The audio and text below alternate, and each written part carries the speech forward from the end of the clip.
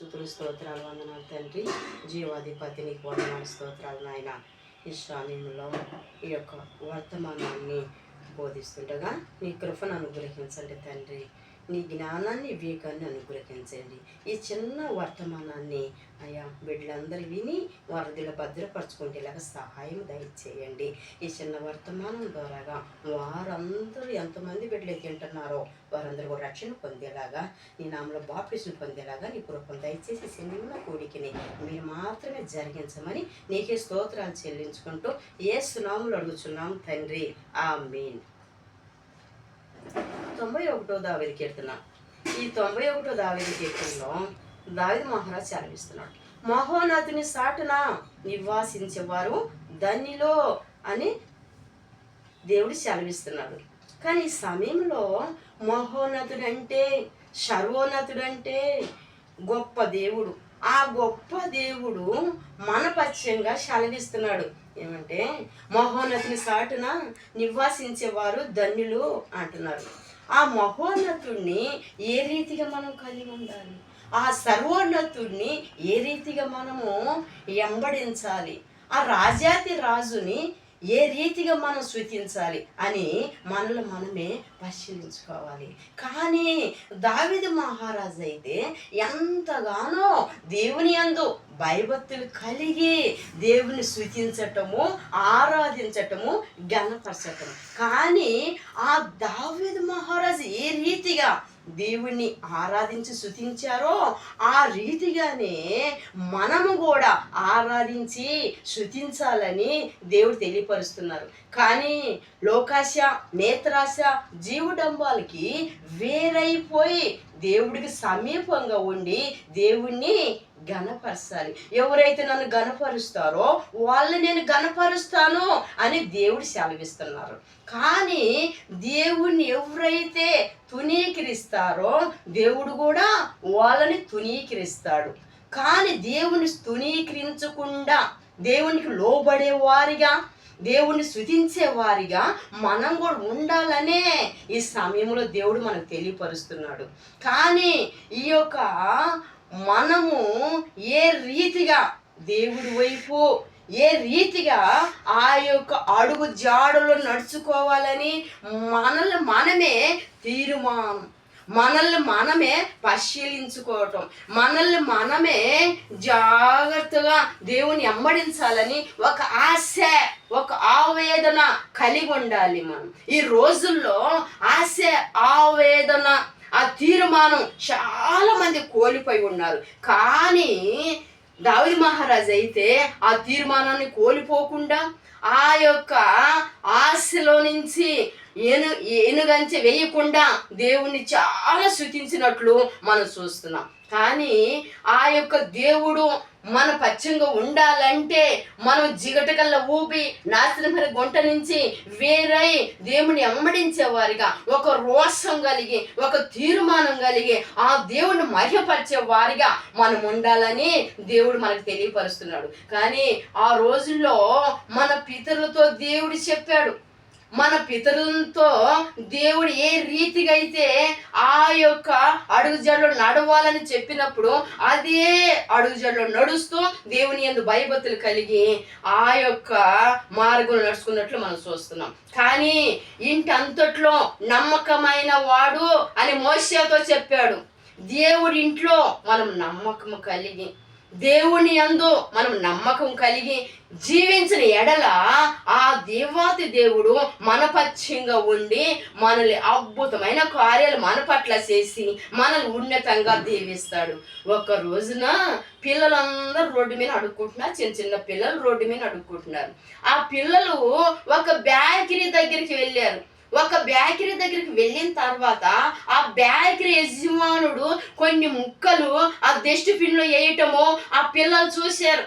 చూసినప్పుడు అయ్యో, ఈ యజమానుడైతే కొన్ని ముక్కలు మన గురించి వేస్తున్నాడు కదా, ఆ డస్ట్బిన్లో మనం అక్కడికి వెళ్దాము, ఆ కొన్ని ముక్కలు తీసుకుందాము అని చెప్పేసి ఆ పిల్లలు ఆస్తి కలిగి వెళ్ళి ఆ యొక్క ముక్కలను తీసుకొని వాళ్ళు తింటున్నారు. తినేటప్పుడు ఆ యజమానుడైతే ఒక ముక్కలు, ఒక డైమండ్, ఒక వజ్రం పెట్టి ఆ ముక్కల్లో వేసారు. ఆ యొక్క మొక్కలు తీసుకునేటప్పుడు రోజు ఒక చిన్న పాప వెళ్ళి ఆ యొక్క యజమానుడు వైపే తన మనసు, యజమానుడు అయిపోయి తన ఆలోచన, యజమానుడు అయిపోయి తన ఆశ, ఆ రీతిగా ఉండి ఆ యొక్క ముక్కలు తీసుకొని ఆ పిల్లలతో వెళ్ళినప్పుడు ఆ యొక్క మనస్సంతా యజమానుడు అయిపోయి ఉంది. ఆ పిల్లలతో కలిసి జీవిస్తుందే కానీ తన మనస్సంతా వేరుగా ఉంది. యజమానుడు అయిపోయి తన ఆలోచన, యజమానుడు అయిపోయి తన మనస్సు, యజమానుడు అయిపోయి తన యొక్క హృదయం.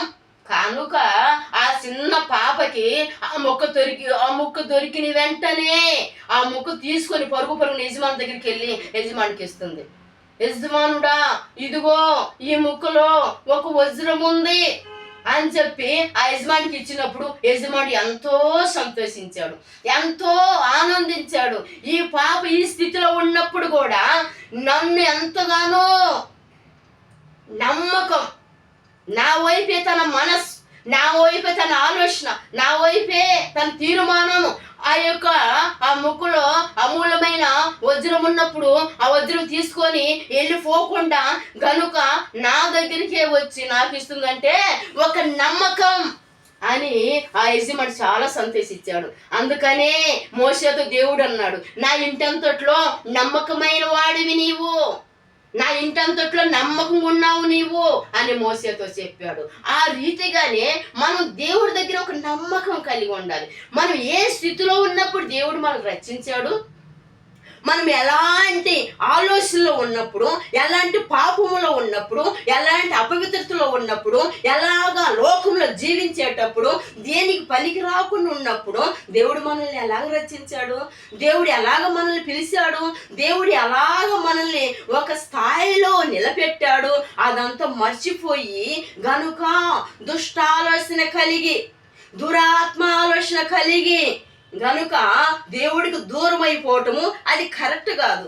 గనుక ఆ చిన్న పాప ఏ రీతిగా యజమానుడి వైపు చూసి నమ్మకం కలిగి ఉందో, ఆ యొక్క మోసేతో కూడా దేవుడు నా ఇంటి అంతట్లో నమ్మకంగా ఉండవని చెప్పాడు.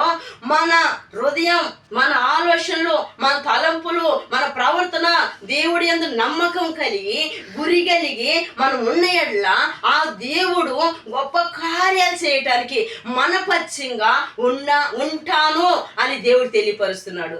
గనుక దేవుని తునీకరించే వారిగా, దేవుని విసర్జించే వారిగా, దేవునికి దూరం అయ్యే వారిగా మనం ఉండటానికి వీలు లేదు. గనుక ఎప్పుడైతే దుష్టుడు, ఎప్పుడైతే ఆ యొక్క దురాత్మ నడిపించినట్లే మనం నడవటానికి వీల్లేదు. కానీ యోసేపు ఏ రీతిగా ఐగుప్తు దేశంలో ఆ రాజు గృహంలో ఎంత నీతిగా జీవించాడు, ఎంత యథార్థంగా జీవించాడు, ఆ యొక్క పాపానికి దూరంగా పరిగెత్తాడు.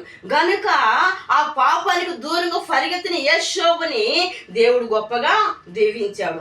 గనుక ఎప్పుడైతే ఆ పాపాన్ని మనం విసర్జిస్తామో, ఎప్పుడైతే లోకాశకు దూరంగా ఉంటామో, ఒక ప్రత్యేకత కలిగి, ఒక పరిశుద్ధత కలిగి, పవిత్రత కలిగి దేవుని స్తుతిస్తామో, దేవుడు కూడా మన పక్షంగా ఉండి అద్భుతమైన కార్యాలు చేస్తాడు.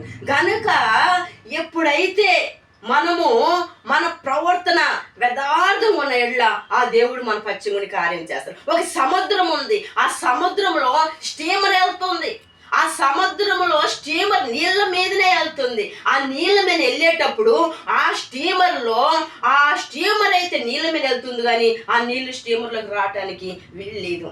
కానీ ఆ స్టీమర్ అయితే నీళ్ళ మీదనే వెళ్తుంది, కానీ ఆ నీళ్ళకి చాలా వేరుగా ఉంది. కానీ మనం లోకంలోనే జీవిస్తున్నాం, కానీ అపవిత్రమైన లోకములో, పాప లోకములో మనం జీవించేటప్పుడు కనుక లోకానికి వేరై దేవుణ్ణి మాత్రమే సంతోషించాలి, దేవుణ్ణి మాత్రమే గణపరచాలి, పాపానికి మాత్రము దూరం అయిపోవాలి.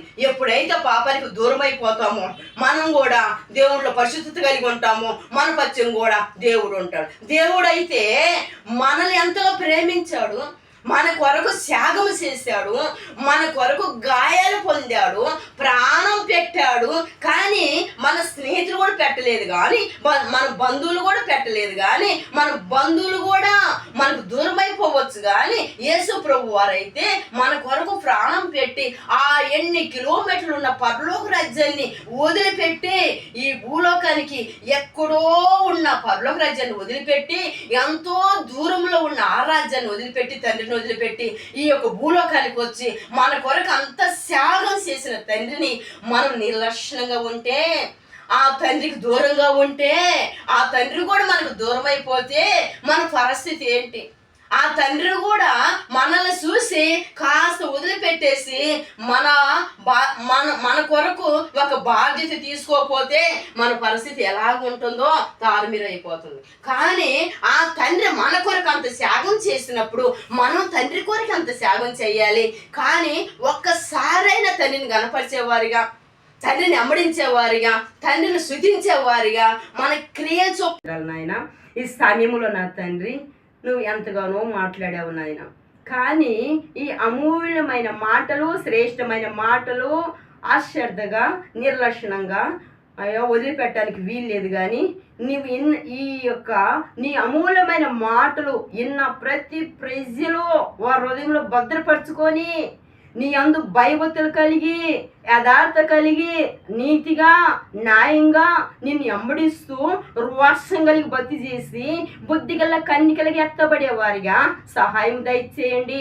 మహోన్నతుడంటే సర్వలోకాన్ని సృష్టించిన సృష్టికర్త గనుక మీరు మాత్రమే మాట్లాడారు గనుక వారి ప్రాణాత్మ శరీరాన్ని నీకు సమర్పించి నీ మార్గం నడుచుకుంటూ అనేకమైన బిడ్డల కొరకు ప్రార్థన చేసి వారు కూడా మెలుగుగలిగి ఎత్తబడేలాగా, వారి కుటుంబంతో సిద్ధపడేవారిగా, వారు కూడా నీటి మార్గం నడుచుకునేవారిగా, నీ మాటలు వారి హృదయంలో భద్రపరుచుకునేవారిగా, ఆ రీతిగానే బిడ్డలందరూ తీర్చిదిద్ది ఈ వర్తమానాన్ని ఎంతమంది బిడ్డలైతే వింటున్నారో ఆ బిడ్డల హృదయాలు తెరబట్టడానికి వారు ప్రత్యేకంగా ఒక తీర్మానం చేసుకొని వారి మనస్సు మార్చుకొని వారి తలంపులు మార్చుకొని నీ వైపు చూసేవారిగా, నిన్ను స్తుతించేవారిగా, నిన్ను వెంబడించేవారిగా, నీ నామం రక్షణ పొంది బాప్టిస్ను పొందేవారిగా, నీ రాజ్యానికి అర్హులయ్యేవారిగా ఆ రీతిగానే తీర్చిదిద్ది ప్రతి బిడ్డ నీ రాజ్యానికి అర్హులుగా చేసి బిడ్డలందరూ నువ్వు ఆయత్తపరిచి వారి హృదయంలో నువ్వు ఉండి నీ కృపలోని వాళ్ళు బలపరచబడి అనారోగ్యం బిడ్డలు ముట్టి స్వస్థపరిచి అసమాధానం బిడ్డలు బయటికి తీసుకొచ్చి నీ యొక్క సన్నిధానానికి వెళ్లకుండా లోకరీతికి జీవించిన బిడ్డలతో నువ్వు మాట్లాడి నీ మందిరాన్ని నడిపించి వారికి అందరికీ రక్షణిచ్చి నీ యొక్క రాజ్యానికి అర్హులుగా చేసి నీ నామానికి మాత్రమే ఘనత, మహిమ, ప్రభావం తెచ్చుకోమని నజరేయుడైన యేసుక్రీస్తు వారి నామమున ప్రార్థన చేసి అడిగి పెట్టుకుంటున్నాం తండ్రి. ఆమేన్. యేసు రక్తమే జయం, శిలువ రక్తమే జయం, యేసు నామమే జయం. యేసు నామములో సంపూర్ణ నిజము కలుగును గాక, అపవాది క్రియలు ఏమి కలుగును గాక. ఆమేన్.